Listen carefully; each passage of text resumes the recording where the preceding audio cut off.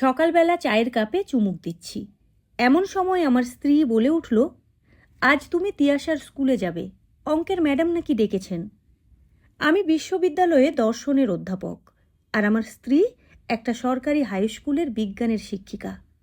স্বভাবতই দুজনেই বেশ কড়া ধাঁচের মানুষ, বিশেষত সকালে। তিয়াশা ক্লাস 5-এ পড়ে। এমন কিছু ভয় পাওয়ার ছিল না, তবুও মনে হলো ম্যাডাম যখন আলাদা করে ডেকেছেন, নিশ্চয়ই কোনো গুরুতর বিষয়। স্কুলে গিয়ে দেখি বিশাল একটা ঘর। এক কোণে বসে আছেন গম্ভীর মুখে চশমা পরা অঙ্কের ম্যাডাম, ঠিক যেন কোনো জজ সাহেব।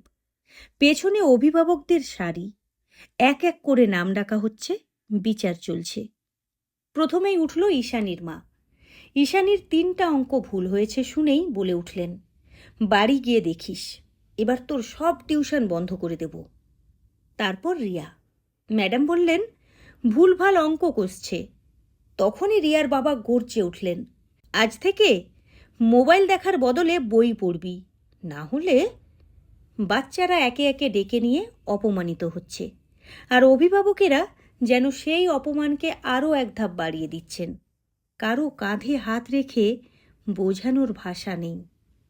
অবশেষে ডাক এলো তিয়াশার। আমি শান্তভাবে এগিয়ে গেলাম।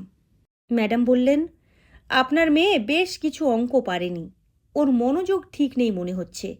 আমি হাসলাম, বললাম, ম্যাডাম, অর্ধেক অঙ্ক তো শিখেছে, বাকিটা সময়ের সঙ্গে শিখে নেবে।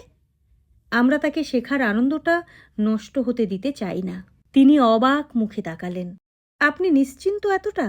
আমি নিজে মাধ্যমিকে অঙ্কে 25 পেয়েছিলাম, আমার স্ত্রী পেয়েছিল 27। অথচ আমি বিশ্ববিদ্যালয়ে পড়াই, আর ও বিজ্ঞানের শিক্ষিকা। তাই না ম্যাডাম? জীবনের রেজাল্ট সবসময় নম্বরে মাপা যায় না। তিয়াশা আমার হাত চেপে ধরল, মুখে ছোট্ট একটা হাসি, আর আমার হৃদয়টা ভরে উঠল। ফিরে আসার সময় তিয়াশা বলল, বাবা, আজ চিকেন খেতে পারি? আমি বললাম, শুধু তুই না, রিয়াকেও ডাক।